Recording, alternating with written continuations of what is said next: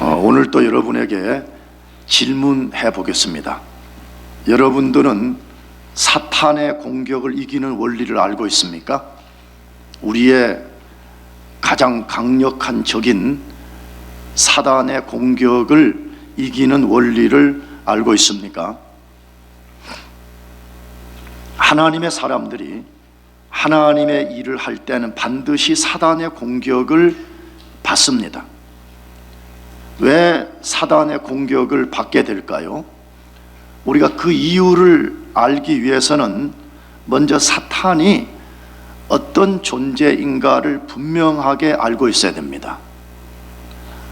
이 사단의 기원에 대해서 이사야 14장과 에스겔서 28장에서 소개해 주는데, 거기에 의하면 사단은 하나님으로부터 창조된 계명성이라고 불리는 천사장이었습니다. 우리 성경은 계명성 이렇게 번역을 했는데, 라틴어 벌게이트역에서는 그 계명성을 루시퍼라 이렇게 번역을 해서 흔히 교회에서는 천사 3분의 1과 함께 하나님께 반역을 꾀했습니다. 그것이 요한계시록 12장에 나와 있는데, 그 천사장이 천사 3분의 1을 동원해서 반역을 꾀했더라 그렇게 되어 있습니다. 그런데 우리가 알지만 천사는 피조물이기 때문에 창조주인 하나님을 이길 수가 없습니다. 그래서 반역을 꾀한 결과로 그는 타락한 천사, 즉 사탄이 되었고 거룩한 하나님 보좌 앞에서 쫓겨난 존재가 되었습니다. 쫓겨난 존재라고 성경은 반복해서 말합니다. 무슨 존재라고요? 쫓겨난 존재. 그래서 그는 매우 비참해졌으며 동시에 그는 사학성을 가지고 있습니다. 하나님을 이길 수 없기 때문에 하나님께 속한 백성들을 다양한 방법으로 공격하는 것입니다. 하나님을 이길 수 없기 때문에 하나님의 피조 세계와 하나님이 만든 인류를 공격하는 것이 사단의 사단은 그가 가진 이름에서도 그가 어떤 사학성과 파괴성을 가졌는지를 알 수 있습니다. 이 사단의 이름은 대적자라는 뜻을 갖고 있습니다.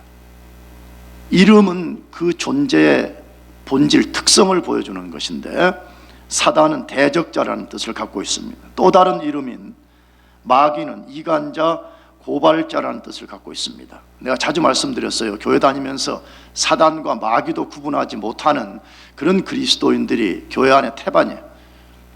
사단과 마귀는 두 명이 아니고 한 명을 하나는 히브리어로 부를 때이고 하나는 헬라어로 부를 때에 사단 혹은 마귀라고 부르는 것입니다.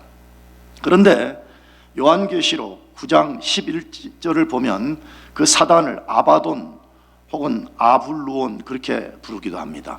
근데 이 말은 파괴자라는 뜻을 갖고 있습니다. 그러니까 사단이 얼마나 파괴성과 사악성을 갖고 있는지를 우리가 알 수가 있습니다. 그래서 사단은 자신의 비참한 상태와 사악한 본성 때문에 끊임없이 하나님의 일을 방해하고 하나님의 사람들을 공격하는 것입니다. 그렇기 때문에 우리는 에베소서 6장 13절의 말씀처럼 사단의 공격을 막아서는 원리를 알고 있어야 됩니다. 거기 뭐라고 되어 있느냐? 그러므로 하나님의 전신갑주를 취하라. 이는 악한 날에 너희가 능히 대적하고 모든 일을 행한 후에 서기 위함이라 이렇게 되어 있습니다. 굉장히 중요한 말씀이죠. 우리가 어떻게 우리의 적인 사단을 이길 수 있는지를 아주 분명하게 소개했는데, 다시 하나님의 전신갑주를 뭐 하라고요? 취하라. 오늘 이 본문을 다루는 것이 아니니까 자세히 다룰 수는 없지만 하나님의 전신갑주예요. 우리의 전신갑주가 아니에요. 누구의 전신갑주요? 하나님의 전신갑주를 그 다음 뭐라 그랬죠? 취하라 그래 돼 있어요. 오해하지 말고 멍청하게 가만히 있으면 된다고 말하지 않아요. 그것을 뭐 하라고요? 취하라고 말해요. 여러분, 그걸 취하려면 수동적인 자세로 있어서는 안 된다는 거예요. 그럼 왜 우리가 하나님이 주시는 하나님의 전신갑주를 취해야 되느냐?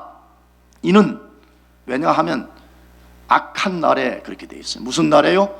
악한 날에. 이게 무슨 날이죠? 우리의 적인 사단이 우리의 공격을 퍼붓는 날을 말하는 것이에요.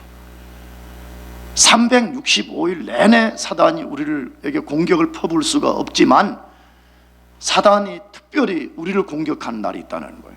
그걸 성경에서는 악한 날이라 그렇게 불러요.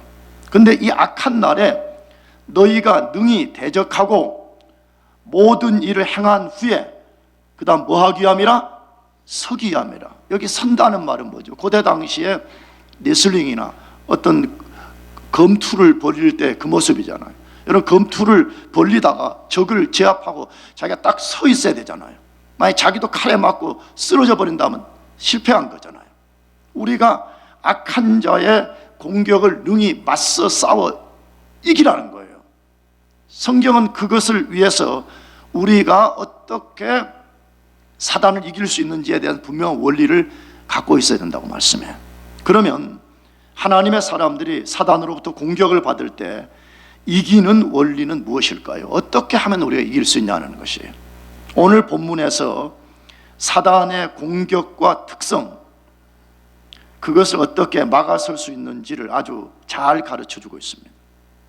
그런데 느헤미야 4장에서 이 6장은 느헤미야와 백성들이 예루살렘 성벽 재건을 거의 절반쯤 진행하고 있을 때 사단이 자기의 사람들을 통해서 재건을 중단시키기 위해서 공격해온 사건을 소개하는 말씀입니다.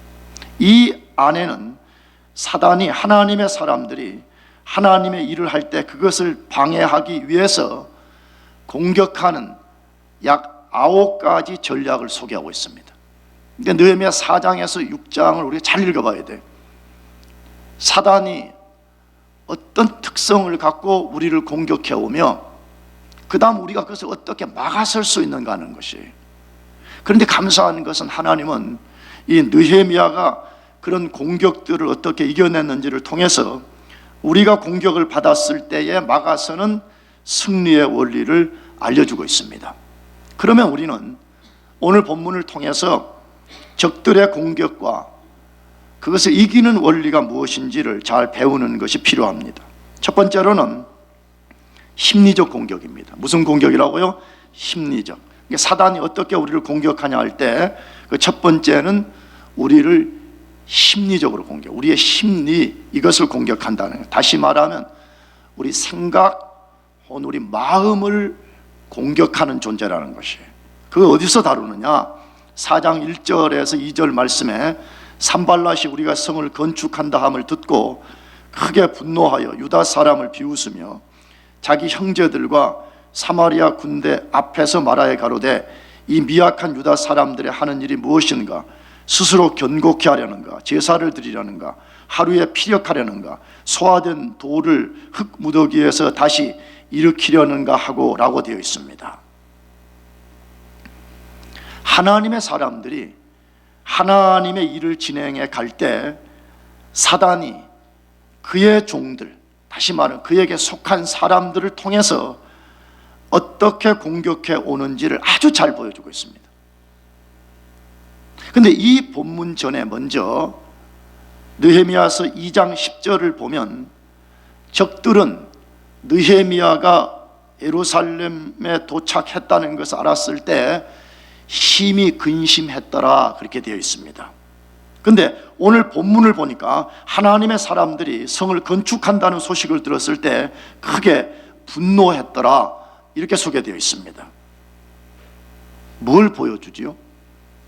사단과 그의 속한 자들의 특성이 무엇인가를 우리가 잘 보여주고 있어요. 하나님의 사람들이 무엇인가를 하려고 그러면 적들이 근심하게 되고 적들이 심히 분노하게 된다고 우리에게 말하고 있는 것이에요.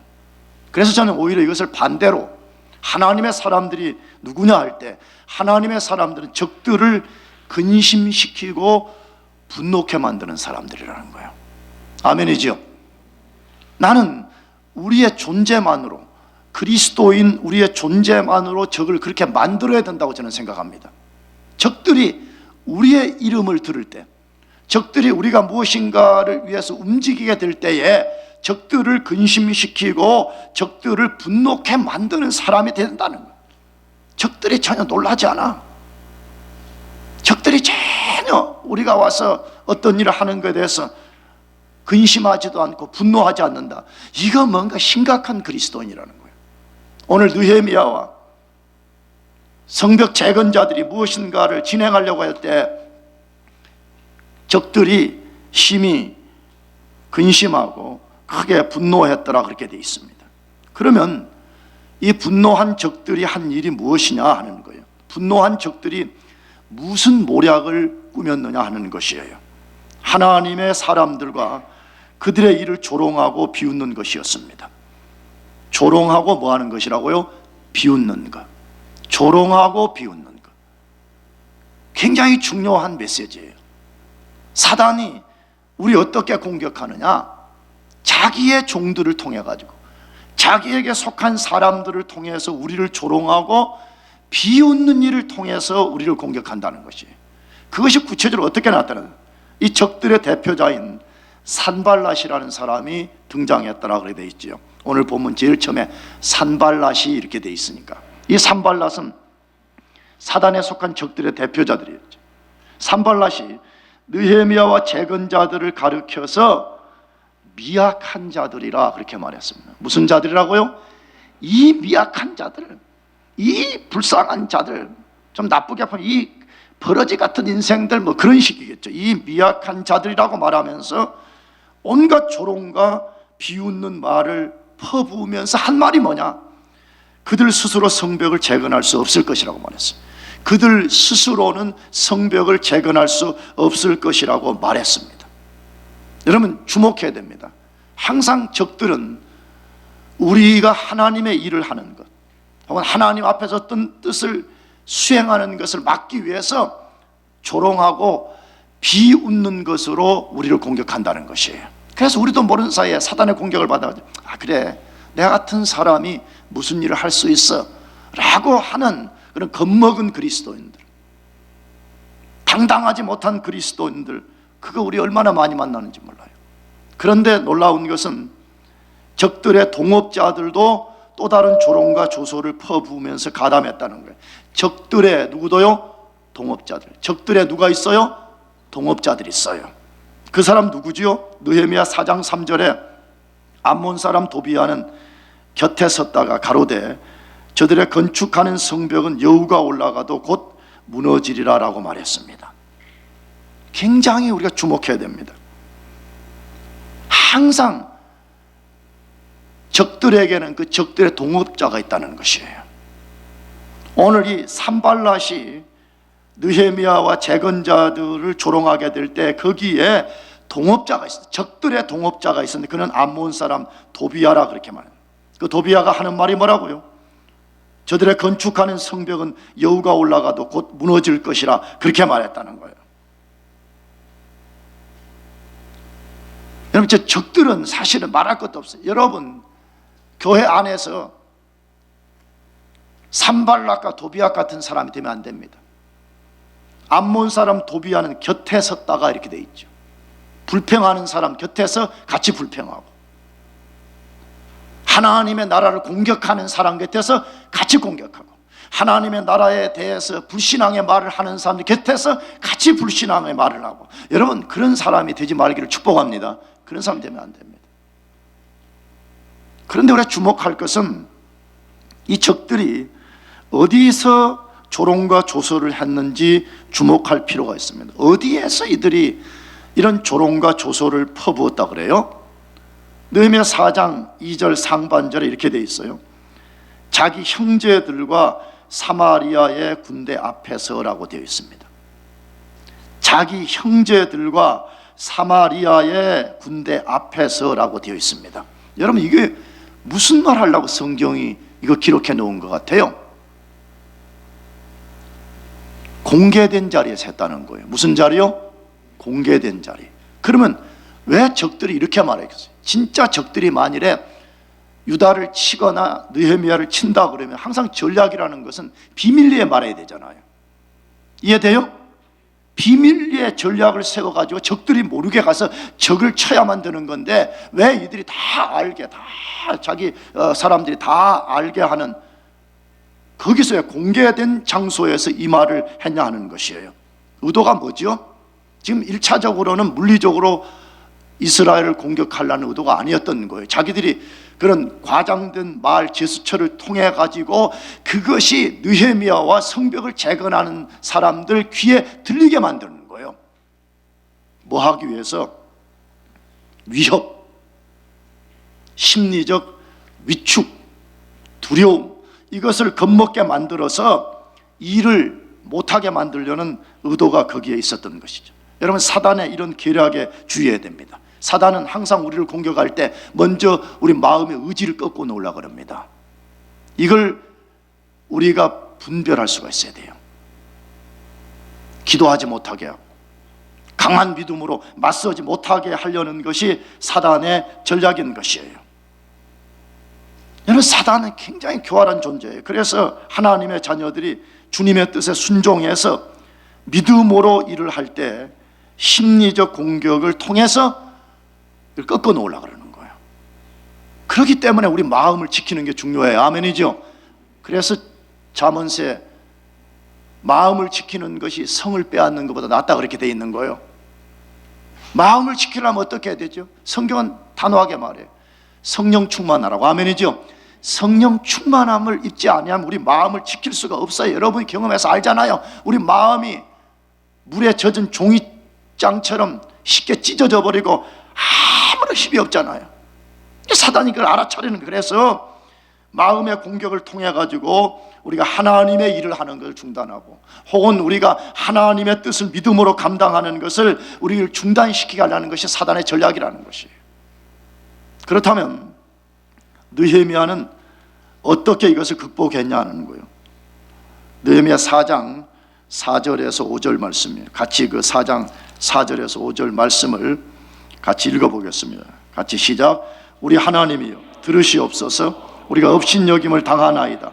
원컨대 저희의 욕하는 것으로 자기의 머리에 돌리사 노략거리가 되어 이방에 사로잡히게 하시고 주의 앞에서 그 악을 덮어두지 마옵시며 그 죄를 도말하지 마옵소서. 저희가 건축하는 자 앞에서 주의 노를 격동하였습니다 하고, 느헤미야가 어떻게 적들의 공격을 물리쳤다고 말해요? 거기 뭐라고 되어 있죠? 우리 하나님이여 뭐 하시옵소서? 들으시옵소서. 뭐 한 거지요? 느헤미야는 그의 주특기인 뭐 한 거예요? 기도했다고 되어 있어요. 다시 언급하지 않아도 느헤미야서에는 느헤미야가 약 9번 이상 기도한 내용이 있다고 제가 처음 설교할 때 말씀을 드렸습니다. 적이 공격할 때마다 그것을 막아서는 방법은 하나님께 기도하는 것이었다고 되어 있습니다. 우리도 심리적 공격을 막아서기 위해서는 기도해야 됩니다. 기도하지 않은 마음에 담대함이 없어요. 마음에 담대함이 있을 때만이 우리가 적들의 공격을 맞설 수 있습니다. 아멘이죠? 그래, 기도하라고 말씀하는 거예요. 그런데 느헤미야의 기도가 우리를 혼란스럽게 만들고 있습니다. 왜냐? 예수님이 분명히 원수를 사랑하라고 말씀했습니다. 원수를 뭐 하라고요? 사랑하라. 그런데 방금 읽은 4절 5절의 말씀을 보게 되면 이게 원수를 사랑한다는 그런 내용이 들어있지 않고 전부 다 원수를 다 뭐 해라? 하나님이 속된 말로 까부셔 주십시오, 이렇게 기도를 했다는 거예요. 그럼 우리가 이런 기도 할 수 있는가 없는가 하는 것이에요. 아니, 성경은 원수를 사랑하라 그랬는데 이 본문 보면 원수를 잔인하게 하나님께서 물리쳐 달라고 이렇게 기도하고 있는데 우리가 이런 기도 해도 되냐는 거예요. 성경은 하도 된다고 말해. 성경은 그렇게 하라고 말해. 뭐 하라고요? 그 기도를 할 수 있어야 된다고 우리에게 말씀하고 있어요.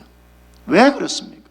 왜 우리가 원수들의 파멸을 위해서 하나님께 우리가 기도할 수 있는 것이죠? 그 첫 번째로는 지금 성벽을 쌓는 일이 느헤미야 개인의 이익을 위한 것이 아니라 이게 하나님의 일이었기 때문입니다. 아멘이죠? 하나님의 일을 방해하는 원수들을 향해서 이런 기도를 할 수 있어야 된다고 성경이 말씀해요. 두 번째로 하나님이 이미 그들에게 심판을 선언하셨기 때문입니다. 하나님이 이미 이 땅의 백성들에 대해서 하나님이 심판을 선언하셨기 때문에 우리가 그렇게 기도할 수 있다고 성경이 말씀해요. 나아가서 느헤미야는 이 복수를 자신이 하겠다고 지금 기도하지 않아요. 그 원수 갚는 건 누구 손에 맡겼죠? 하나님의 손에 그것을 맡기는 것이에요. 그렇기 때문에 우리도 이 기도할 수 있다고 성경이 우리들에게 말씀해. 나는 이게 진짜 우리의 영적 기도라고 믿어요. 영적 전쟁을 수행하는 기도라고 믿는 거예요. 이런 기도를 할 수 있어야 돼요. 우리가요. 맨날 아버지 돈 좀 주세요, 맨날 먹을 것 좀 줘. 물론 그것도 필요하죠. 그러나 하나님 나라의 거대한 전쟁을 수행하는 데 있어서 이런 기도를 할 수 있어야 되는 것입니다. 그래서 우리는 기도의 분간이 필요한데, 그게 뭐냐? 원수를 사랑하는 사랑의 기도와 때로는 원수를 하나님이 징벌해 주시기를 원하는, 성경 용어로 하면 저주의 기도를 할 수 있어야 돼요. 이 두 가지를 분별해서 균형 있게 할 수 있는 원리를 우리가 알고 있어야 되는 것입니다. 그러면 느헤미야가 그렇게 기도했을 때 그 결과가 무엇이라고 되어 있습니까? 4장 6절 말씀을 같이 읽어보겠습니다. 시작. 이에 우리가 성을 건축하여 전부가 연락되고 고가 절반에 미쳤으니 이는 백성이 마음 들여 역사하였음이니라. 적들이 공격할 때에 느헤미야가 하나님께 기도하게 될 때 어떤 결과가 왔냐? 다시 6절. 이에 우리가 성을 건축하여 전부가 연락되고 고가 절반에 미쳤으니 이는 백성이 마음 들여 역사하였음이니라 라고 되어 있습니다. 놀라운 일이 벌어진 거죠. 백성들이 마음을 같이 해서, 백성들이 오히려 마음을 뭐 했어요? 같이 하게 되는, 하나님께 기도하게 될 때 백성들의 마음이 하나가 되어서 성벽의 전부를 연결시켰더라. 아마 이전까지는 성벽 재건이 있었지만 전부가 연결되지는 않았던 것 같아요. 성벽 전부가 연결이 되고 이 성벽의 높이가 절반에 이르는 데까지 재건되었더라, 그렇게 되어 있습니다. 적이 우리의 마음을 공격해 올 때 여러분들이 하나님께 기도함으로써 담대함을 얻고 여러분들이 하나님의 일들을 감당해내기를 바랍니다. 그 다음에 두 번째로 사단이 어떻게 공격하느냐? 물리적으로 공격한다는 거예요. 어떻게 공격한다고요? 물리적 공격을 해온다고 말씀해요. 그것이 4장 7절에서 8절 말씀인데, 산발락과 도비아와 아라비아 사람들과 암몬 사람들과 아스돗 사람들이 예루살렘 성이 중수되어 그 퇴락한 곳이 수보되어 간다 함을 듣고 심히 분하여 다 함께 꾀하기를 예루살렘으로 가서 쳐서 요란하게 하자 하기로 라고 되어 있습니다. 뭘 보여주는 것 같아요? 이 적들이 심리적 공격을 가했지만 그것이 통해지지 않을 때 물리적 공격을 가해왔다고 거기에 소개하고 있습니다. 근데 그 물리적 공격을 하는 방식이 뭐냐 그러면 동서남북의 모든 원수들을 다 동원했더라 이렇게 있어요. 동서남북의 모든 원수들을 다 동원해서 물리적으로 공격했더라 그렇게 돼 있어요. 그런 거 동서남북 어디에서 우리가 발견할 수 있냐? 방금 읽은 7절 말씀에서 보여주는데, 이 산발랏은 북쪽의 사마리아 사람이었습니다. 도비아는 동쪽의 암몬 족속이었습니다. 아라비아 사람이라고 여기 되어 있는데 이 방금 읽은 7절에 이 아라비아 사람은 6장 1절을 보면 게셈, 이 원수들의 동업자인 게셈이라는 사람을 지칭하는 말인데, 이 게셈은 남쪽의 아랍 족속이었습니다. 그 다음에 아스돗 사람이라고 되어 있는데, 이 아스돗 사람은 서쪽의 블레셋 족속이었습니다. 그러므로 지금 심리적 공격이 통하지 않을 때 적들이 전부 다 모여서 동서남북에서 다 모여서 이제 물리적으로 직접 재건자들을 올라가서 치고 그것을 요란하게 만들자라고 했다라고 되어 있습니다. 이들은 역사적 백그라운드를 보게 되면 정치, 종교, 경제적 이해관계 때문에 예루살렘 성이 재건되는 것을 매우 싫어했고 반대했던 족속들이었습니다. 그래서 사방의 적들이 하나가 되어서 예루살렘을 치기 위해서 일어섰더라 그렇게 되어 있습니다. 우리 하나님의 사람들이 꼭 기억해야 되는 것이 있습니다. 적들은 심리적 공격이 먹히지 않을 때 때로는 물리적 공격을 가해온다는 것을 기억해야 됩니다. 무슨 공격이라고요? 물리적. 근데 그 물리적이라는 것이 꼭 적들이 무리를 지어가지고 무기를 들고 오는 것만이 아닙니다. 여기 물리적이라는 말은 여러분 때로는 경제적 어려움이 될 수가 있는 거예요. 때로는 이런저런 우리 삶에 정말 눈에 보이는 여러 가지 어려움이 될 수가 있는 것입니다.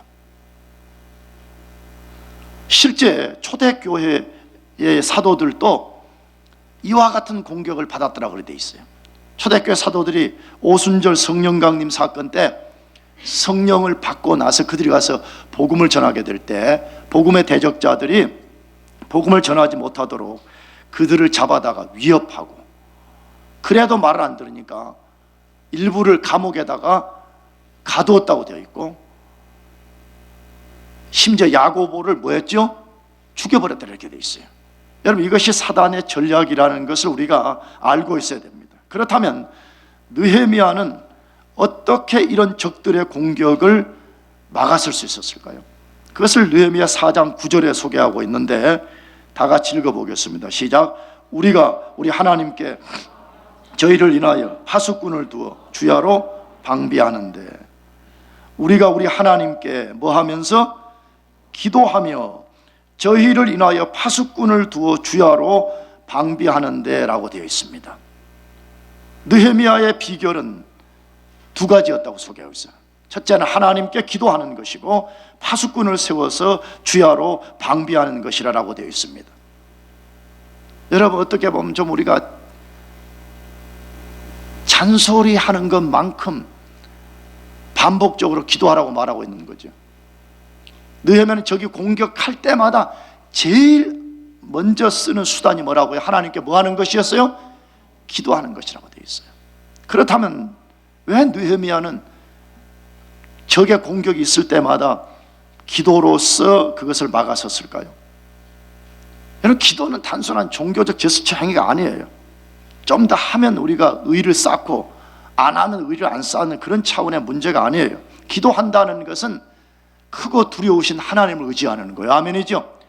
그분이 이 싸움의 사령관이 되어서 싸워주시기를 구하는 행위이기 때문에 느헤미야는 적들이 공격할 때마다 기도했더라 그렇게 되어 있습니다.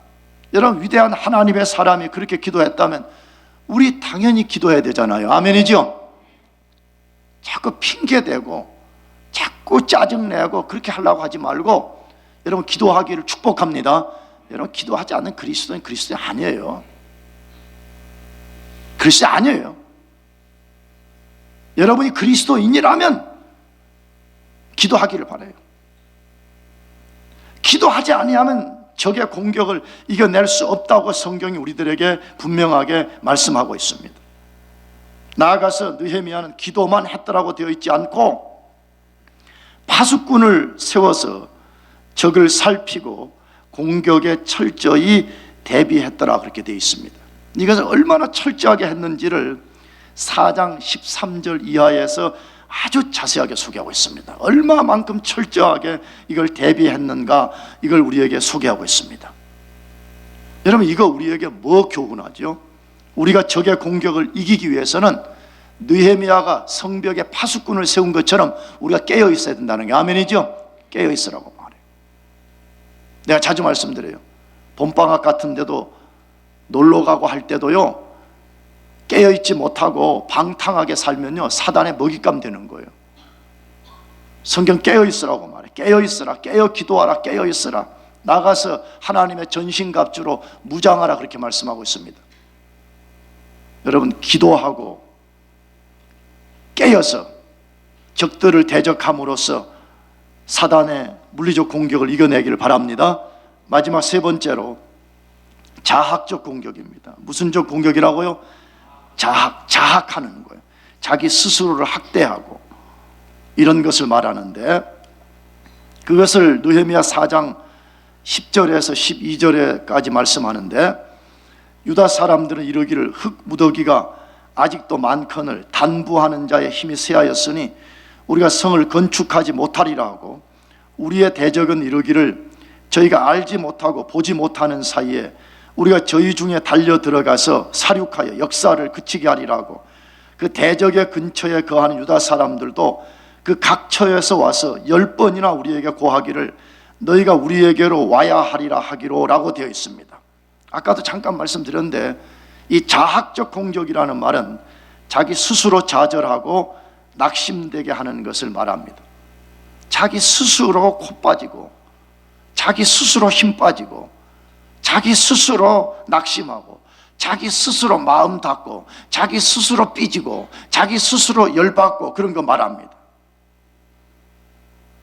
사단이 얼마나 교묘한지 잘 보세요. 사단이 심리적 공격도 먹히지 않아요.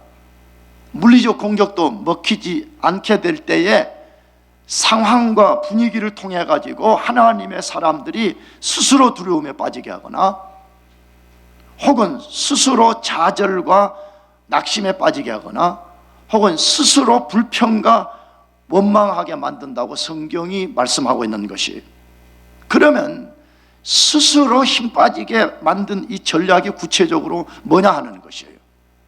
방금 읽은 성경에 뭐라고 되어 있어요? 유다 사람들이 말하기를 그랬어요. 누구 사람들이요? 여러분, 지금 사마리아 사람이라고 말하잖아요. 누구 사람들? 유다 사람들이, 그 말이에요. 유다 사람들이. 근데 저는 개인적으로 이 유다 사람들은 어쩌면 성벽 재건에 동참하지 않은 사람일 가능성이 굉장히 많아요. 교회 안에서도 같은 교회 멤버예요. 어떤 사람들은 죽어라고 하나님의 나라를 일해요. 그냥 하나님 나라의 멤버일 뿐이지 유다 사람으로 남아있는 사람들이 있어요. 그런 사람들이 뭐라고 말했다 그래요? 그런 사람들이, 적들이 말한 게 아니라 유다 사람들이 뭐라고 말했다 그래요? 옮겨야 될 흙무더기가 너무 많고 자기들은 힘이 쇠하여 더 이상 할 수 없다고 말했다는 거예요. 얘도 우리 못한다. 이거 우리가 어떻게 할 수 있냐? 이렇게 자기 스스로들 말했다는 거예요. 나가서 그들이 뭐라고 말했다 그랬죠? 유다인들 스스로가 말하기를 대적자들이 자기들도 모르는 사이에 쳐들어와서 공사를 중단케 할 것이라는 유언비어를 만들었습니다. 무슨 비어요? 유언비어를 만드는 거예요. 실제 사마리아 군대 혹은 산발라 도비아를 중심으로 한 사람들이, 아까도 말했지만 여러분, 진짜 물리적으로 공격을 한다 그러면 내가 공격하러 간다고 누가 알리겠어요? 비밀 결사대를 조직하든지 해가지고 비밀에 칠 거 아니에요. 근데 지금 유다 사람들이 이런 말을 했다는 것은 유다 사람들이 만든 유언비어였던 거예요. 여러분, 교회 안에서도요, 그런 사람들이 너무 많아. 유언비어를 제조하는 사람들, 거짓말 만드는 사람들, 없는 이야기 지어 만들어가지고 다른 사람들까지 스스로 포기하게 만들고 불신앙으로 반응하게 하는 사람들이 얼마나 많은지 몰라요. 설상가상으로 예루살렘 밖 시골에 살고 있던 유대인들이 성벽 재건자들에게 치명적인 말을 했다고 되어 있어요. 무슨 말 했다고 되어 있죠? 공사를 중단하고 자기들 집으로 돌아와서 자기들 집이나 잘 지켜라고 10번이나 말했다는. 몇 번이나요? 야, 그 공사 그거 되지도 않는다 그거. 야, 그 공사 그거 불가능하다. 그러니까 성벽 재건하려고 생각하지 말고 그냥 너희 고향들로 다 돌아와가지고 집이나 잘 지켜라고 몇 번씩 말했어요? 10번씩이나 말했다고 되어 있습니다. 여러분, 뭐 하려는 사단의 전략이죠? 김 빼기 작전입니다. 무슨 빼기? 김 빼기. 무슨 말인지 알겠죠, 이 말이? 교회도 그러잖아요. 교회도 기도하자, 뭐 좀 우리가 해보자라고 막 사기가 충천해가지고 그걸 하려고 그러는데 꼭 김 빼는 사람들이 있어요.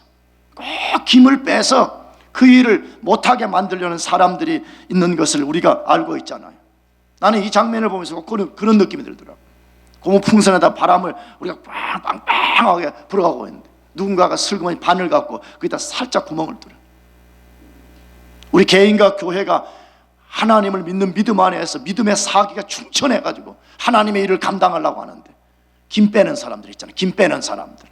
야, 그게 되겠냐고.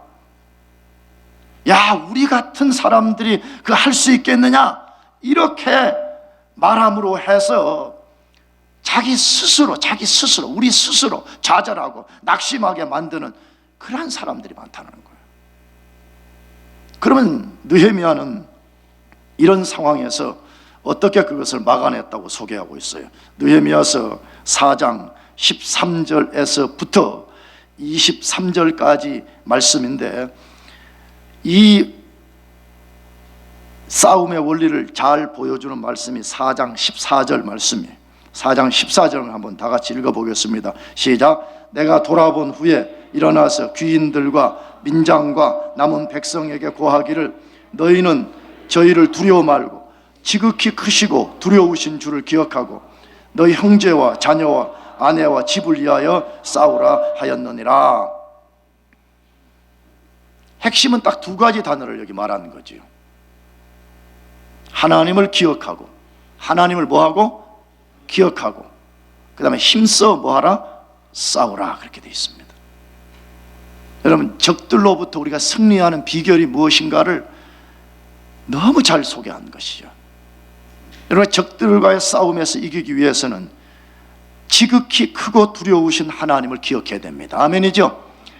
기억하면 이길 수 있습니다. 하나님을 기억하지 못하게 되면 반드시 패배하게 되어 있습니다. 하나님의 어떤 면을 기억하라고 말해요? 그분은 지극히 크고 두려우신 분이라는 거예요. 믿습니까? 느헤미야는 일관되게 주장해서, 느헤미야가 성벽을 재건하기 위해서 페르시아에서 기도할 때도 하늘에 계신 하나님, 지극히 크고 두려우신 하나님이라 그렇게 기도를 시작했잖아요. 그런데 일을 시작해서 장애물이 등장했을 때 포기하지 아니하고 그 일을 시작하게 하신 동일하신 그 하나님은 지극히 크고 두려우신 하나님이라는 것이에요. 여러분, 하나님보다 큰 게 없습니다. 아멘이죠? 만물도 하나님보다 크지 않고 우리 적들도 하나님보다 크지 않고 우리 삶의 어려움도 절대 하나님보다 크지 않습니다. 그러므로 모든 것보다 크신 그 하나님을 기억해야 돼요. 아멘이죠? 그러니까 나는 이런 생각 많이 해요. 진짜 우리가 두려워해야 될 것이 뭐냐? 그건 적들이 아니에요. 그래서 하나님이에요. 아멘이죠? 우리가 하나님을 진짜 두려워한다 그러면 우리가 어떤 적이라도 이길 수가 있어요. 여러분, 그러므로 하나님을 기억하시길 바랍니다. 끊임없이 하나님 그분을 기억하는 것이에요. 두 번째는 아까 뭐라 그랬죠? 힘써 뭐 하라고요? 싸우는 거예요. 그분을 힘입고 그분을 기억하고 그분을 힘입어서 힘써 싸우라, 그렇게 말씀하고 있어요. 여기 힘써 싸우라는 말 속에는 나는 공부도 그렇다고 생각해. 꼭 이게 지금 물리적으로 성벽 재건하는 이야기만 아니잖아요. 너희가 크고 두려우신 하나님을 기억하고 공부가 어렵게 느껴질 때도 하나님을 의지하고 공부하라는 거예요. 아멘이죠? 미래가 두려운가? 내가 자주 말하지만 미래가 두렵지 않은 사람이 어디에 있어요? 그리고 인류가 2000년, 예수님 오신 이후에 2000년 역사 동안에 사람들이 직업 잡기가 편하고 살기가 좋았다, 한 번도 그런 때가 없어요. 매해가 매번 어렵다 그래. 매번 광야 같다 그래. 그렇잖아요. 그러나 우리가 하나님을 기억하고 우리가 믿음으로 싸운다면 하나님은 거기서 길을 낼 수가 있습니다. 아멘이죠? 믿음이 없으니까 말이야. 하나님을 기억하지 못하니까 그걸 못 해내는 거잖아요. 지금 분명히 말씀해. 하나님을 기억하고 힘써 싸우라고 말씀해. 하나님을 기억하고 힘써 싸우라고 말씀해. 느헤미야가 그렇게 말했다. 느헤미야가. 사도 바울도 그렇게 했다고 성경에 기록되어 있어요. 사도 바울이 하나님을 의지하고 최선을 다했다고 되어 있어요. 그게 골로새서 1장 29절인데 같이 읽어보겠습니다. 시작. 이를 위하여 나도 내 속에서 능력으로 역사하시는 이의 역사를 따라 힘을 다하여 수고하노라. 여기 이를 위하여 이 말은 복음 전파를 말하는 거예요. 그러나 우리가 꼭 이게 복음 전파가 아니어도 우리가 우리에게 주어진 하나님의 일들을 감당하는 데 있어서 그 말로 바꿔도 돼요. 우리가 공부하는 데 있어서 그 말로도 바꿔도 돼요. 우리가 미래를 개척해 나가는 데 있어서 이렇게 바꿔도 돼요. 왜? 바울의 원리를 통해서 하나님 우리에게 말씀하시기 때문에 그래요. 근데 바울이 어떻게 그 일을 감당했다 그래요? 첫 번째, 나도 내 속에서 능력으로 역사하시는 이의 뭘 따라서? 역사를 따라서. 내 속에서 능력으로 역사하시는 이의 역사, 성령 하나님 의지했단 말이에요. 여러분 다시 물어요. 정말 예수님 믿습니까? 그러면 여러분 속에 다 성령이 와 계신다는 증거예요. 만약에 거짓 신앙 고백이 아니라면, 여러분이 참 신앙 고백은 성령의 역사로만 이루어진다고 고린도전서 12장 3절에서 말씀하기 때문에, 여러분이 진짜 예수님이 믿어진다면 여러분 안에 성령이 와 계신다는 거예요. 그러면 우리 뭐 해야 되느냐? 바울이 성령을 의지해서 힘을 다해서 뭐 했더라 그래요? 수고했더라. 뭘 다해서요? 힘을 다해서. 바울은 성령이 나 안에 역사하니까 나는 아무것도 안 해도 된다 이렇게 하지 않고, 오히려 성령이 내 안에 역사하기 때문에 그 성령을 의지해서 자기 힘을 다해서 수고했다 이렇게 말하잖아요. 여러분, 그리스도인들이 기도하면 아무것도 안 해도 된다는 말이 절대로 아니에요. 기도하고 있으면 우리가 공부 안 해도 된다는 말이 절대로 아니에요. 우리 안에 성령의 역사를 믿고 우리가 더 열심히 하는 거예요. 아멘이죠? 이게 그리스도인의 방식이에요. 삶의 방식이에요. 그러면 느헤미야가 그렇게 하나님을 기억하고 나아갈 때에 어떤 결과가 주어졌다 그렇게 되어 있어요. 4장 15절 마지막으로 다 같이 읽어보겠습니다. 시작. 우리의 대적이 뜻을 우리가 알았다 함을 들으니라. 하나님이 저희의 꾀를 패하셨으므로 우리가 다 성에 돌아와서 각각 역사하였는데, 굉장히 중요한 말씀이죠. 다시 뭐라고? 우리의 누가요? 대적이 자기의 뜻을 우리가 알았다 함을 뭐 하니라? 들었다는 거예요. 우리가 느헤미야와 성벽 재건자들을 가서 11캐 만들어서 성벽 재건을 중단시키려고 그랬더니 그들이 우리의 계략을 다 알아버렸다는 거예요. 여러분, 적들이 우리의 전략을 다 알아버렸다면 가서 싸울 아무 수단이 없는 거잖아요. 그러면 어떻게 그것이 가능했다고 말해요? 15절 하반절에 뭐라고 돼 있어요? 하나님이, 누가요? 하나님이 저희의 꾀를, 저희의 뜻을, 저희의 전략을 뭐 하셨으므로?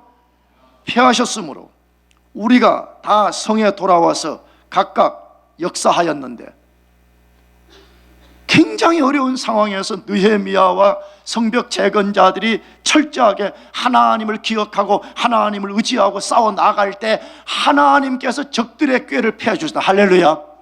여러분, 그래서 우리가 하나님을 의지해야 되는 거예요. 아멘이죠? 우리 하나님을 의지할 때 하나님이 앞서 싸우셔서 적들의 기략을 다 패해버렸다 이렇게 돼 있는 거잖아요. 나는 그래서 예수 믿는 게 너무 행복합니다. 나는 그래서 하나님을 의지하는 게 너무 좋습니다. 여러분도 그렇죠? 그래서 우리 기도해야 되는 거예요. 우리는 우리 앞에 놓여있는 장애물들이 어떻게 해결될지 우리는 알지 못합니다. 왜? 우리는 유한한 존재들이기 때문에. 그러나 전능하신 하나님을 의지하고 나갈 때 하나님께서 적들 속에 역사해서 적들의 모든 전략을 다 파해버렸다 이렇게 되어 있는 거예요. 여러분, 우리가 기도한다면 하나님이 우리 대신 싸워주십니다. 아멘이죠? 그게 오늘 20절 집에 가서 읽어봐요. 하나님이 싸워주셨다라고 되어 있어요. 누가 싸워줘요? 하나님이 싸워주신다는 거예요. 사랑하는 교우 여러분, 사단이 다양한 방식으로 우리를 공격하게 됩니다. 여러분, 그럴 때마다 느헤미야가 막았었던 원리를 사용해서 여러분들이 적들을 막아내고 여러분들이 반드시 승리하는 사람들이 되기를 축복합니다. 기도하겠습니다. 우리 같이 자리에서 일어나셔서